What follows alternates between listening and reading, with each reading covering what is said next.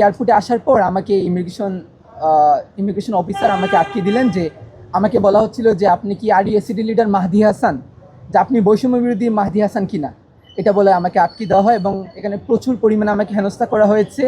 আমাকে খুনি থেকে শুরু করে বিভিন্ন ধরনের ব্লেম, ইনফ্যাক্ট বলা হচ্ছিল আমরা নাকি বাংলাদেশে সনাতন ধর্মাবলম্বীদেরকে আমরা নাকি গণহত্যা করছি, আরও বিভিন্ন ধরনের বিভ্রান্তিকর তথ্য। তারপর হচ্ছে বাংলাদেশ হাইকমিশন থেকে, বাংলা সরকার থেকে যেন আমাকে বিশেষ সহযোগিতা করেছেন। তারপর আমি এখান থেকে আলহামদুলিল্লাহ, আই থিঙ্ক এটা আর্টিফিশিয়াল ইন্টেলিজেন্সে হয়তো করা হয়েছিল, বাট আমার সাথে অনেক ঘটনা ঘটেছে।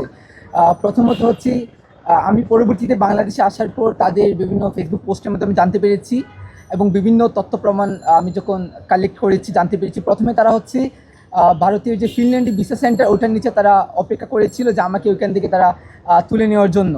এবং ফর্চুনেটলি আমি এখান থেকে 30 সেকেন্ড বা 1 মিনিটের জন্য আমি এখান থেকে আমার কিছু করতে পারি নাই।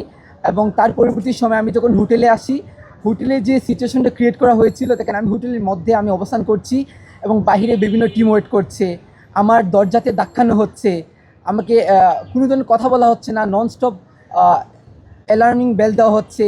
আমি দেখতে পাচ্ছি যে আমার রুমে কেউ, আমি যখন বাইরে ছিলাম, কেউ আমার রুমে প্রবেশ করেছে। এটা খুবই ক্লিয়ার যে এটার সাথে হোটেল ম্যানেজমেন্টও জড়িত ছিল।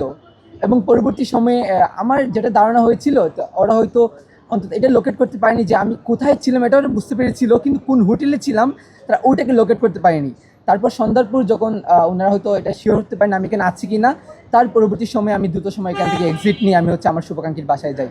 এবং তার পরবর্তী দিন আমি আমার ফ্লাইট হচ্ছে 12:40 ছিল।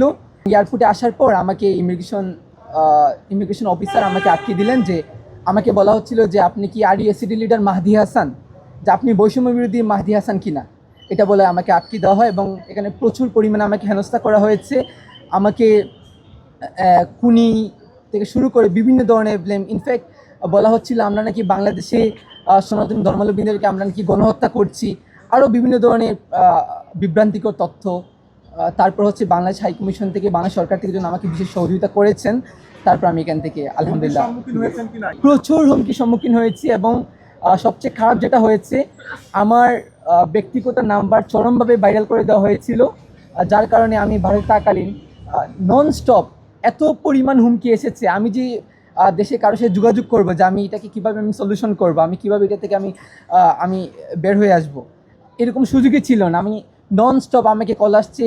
ইনফ্যাক্ট আমার এখনও অনবরত আমার বিভিন্ন নাম্বার থেকে, এবং এটা মোস্টলি হচ্ছে ইন্ডিয়ার নাম্বার থেকে আমার কল আসছে।